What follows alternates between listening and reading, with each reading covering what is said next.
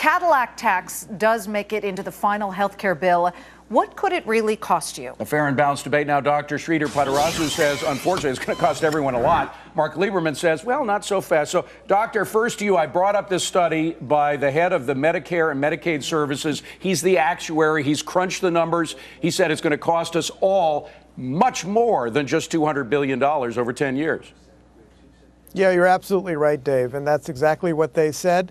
And even though some of the Democrats in the House and the Senate keep coming back and saying, well, it depends on who's evaluated it, the bottom line is, as I said time and time again, is that these bills are going to cost us more.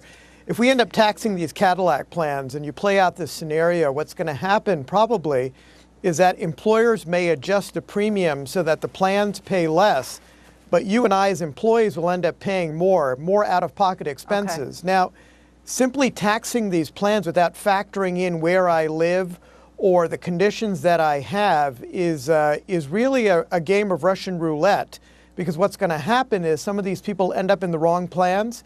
It'll end up costing the average individual much more later. Dr. Potarazu, it is a fact that if we were in charge of our health care bills, we would be more careful that they came down in price and increase in quality. But a lot of what they're doing inside the Beltway is taking choice away from us.